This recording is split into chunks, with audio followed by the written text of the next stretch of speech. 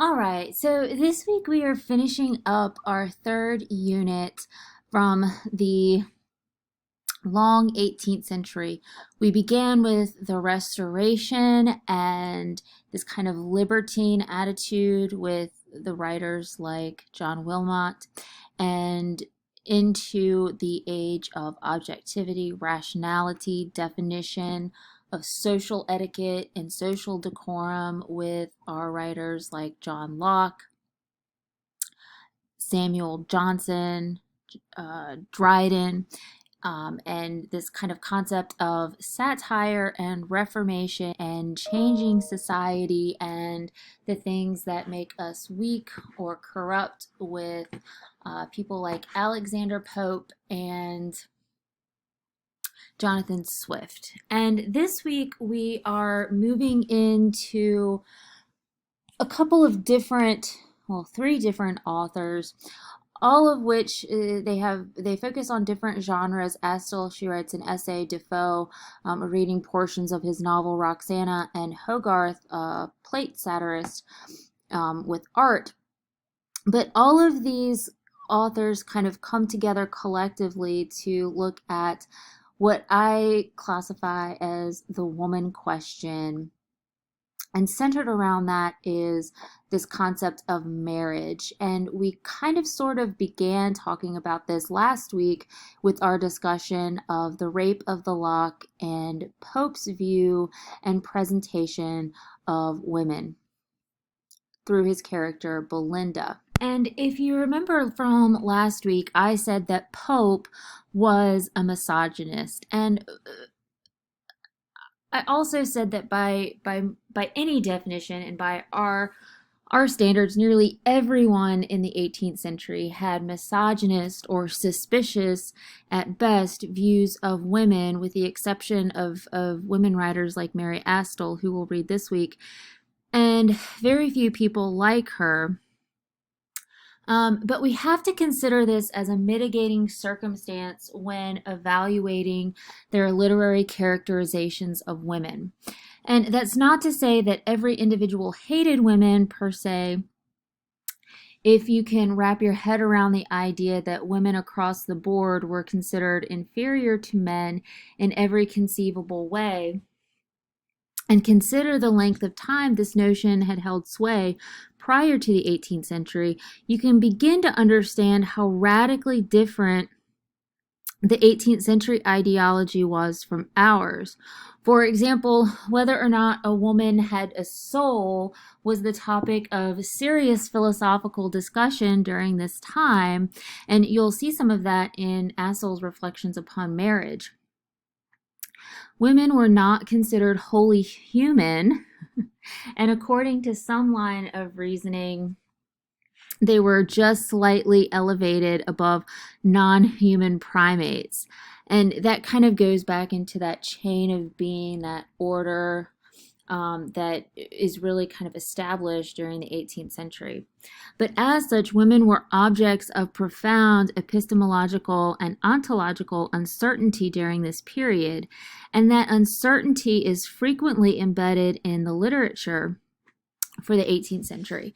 And despite the many modern aspects of the 18th century, it was still a world vastly different from ours in significant ways. At the same time, really important and positive new ideas were being circulated, such as those that we'll be reading this week, that catalyze much change, however painstakingly slow, in the relationships between men and women and between members of different social classes. Um, And if you remember from last week in that kind of prefatory letter from The Rape of the Lock, where Pope puts Arabella Farmer in the position of either laughing at the poem or being ridiculed, society did that much in its own kind of way, because a stereotypical woman was just like someone like Belinda in The Rape of the Lock. Um, in the 18th century, there weren't a lot of positive opinions, or positive opinions or options for women. And in the view of society at large, women were naturally destined to marry and have children. And that was really it. A woman was at the peak of her limited power the moment she entered the marriage market and up until the moment she married. And that power really, she really has no power. She has the right to choose and the right to refuse who she wants to marry. So this kind of idea of marriage becomes particularly significant in the 18th century, but also significant are some real changes in the roles of women and in their place in society. In the 18th century, women, noble women specifically, are no longer sequestered into the home. Men and women could mingle together publicly through these new institutions like salons and coffee houses, public balls, theater, etc. And this is different from the previous centuries because they now have access, women have access to public life. They emerge from the private spheres and into the public. They also have access to education, albeit limited. But there are grammar schools for girls. There are books and pamphlets and in works being written specifically on the education of women. There's even, I know we didn't, yes, we did read from The Spectator by Addison and Steele, and there's even a female spectator that's geared towards women. And because of all of these changes, this entrance into public life where they have access to education, women become more interested in male professions, specifically writing. And it's through literature and through this kind of elevated literacy among them that women begin to thrive during the 18th century. Sorry, my typo. And because of that, they begin to question and lobby for their rights as individuals. And Mary Astle is one of the key figures of this movement. You have figures like Mary Wollstonecraft, the mother of Mary Shelley, who writes The Vindication for the Rights of Women. And they really begin to revolt against this established cult of womanhood. And what is the cult of womanhood, you ask? Well, the cult of womanhood is this idea that a woman has to be pious, pure, domestic, and submissive.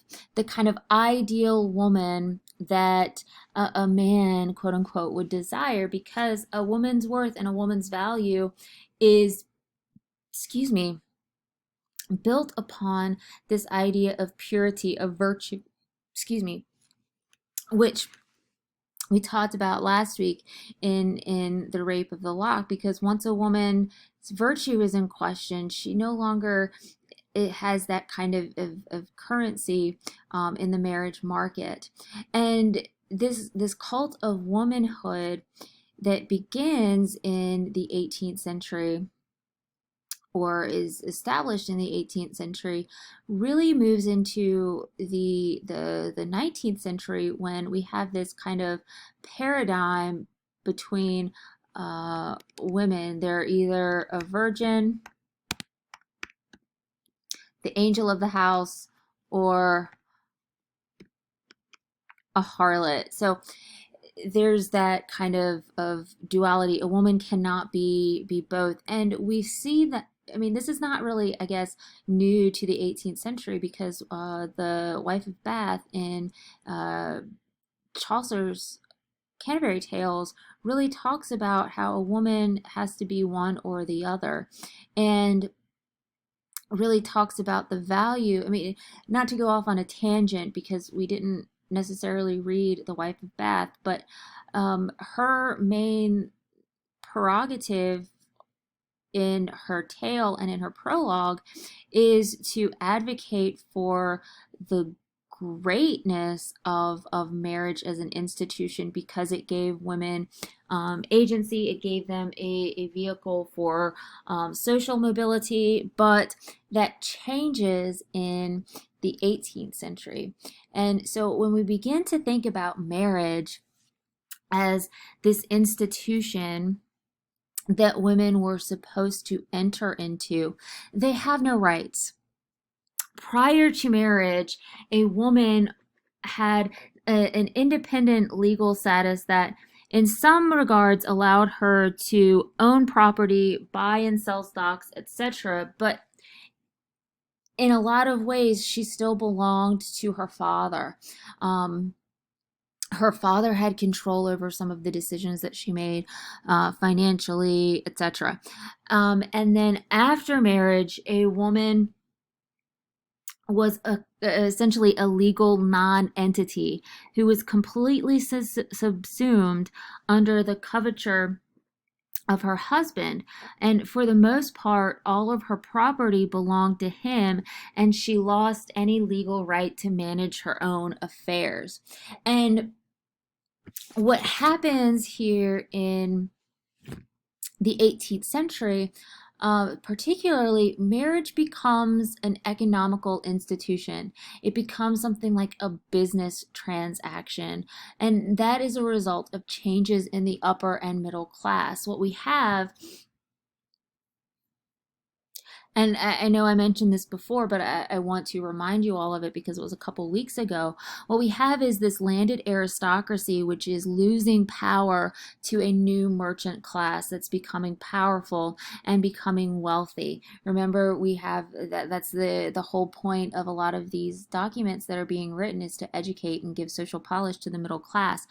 But in addition to that, marriage and this kind of marriage a la mode, marriage of the day, which we'll see in William Hogarth, is this growing concern in the 18th century that marriages are arranged for financial and economic benefits rather than for love.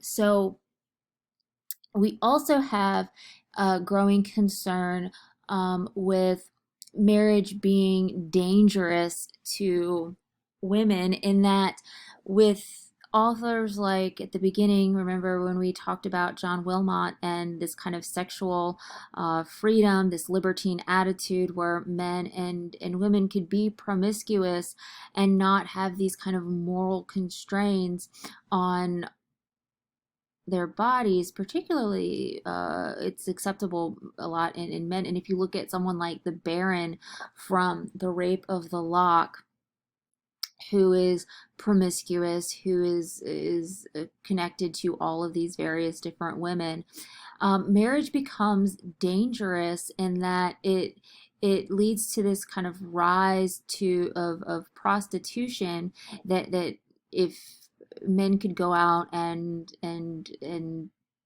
do the things that they do and get venereal disease, a la John Wilmot, and then of course bring that home and infect his wife and their children and all of that kind of thing. So marriage is a serious concern, and the relationships between men and women is a serious concern during the 18th century. And to kind of question the customs and laws of marriage is really to question society itself, its distribution of money and power and love.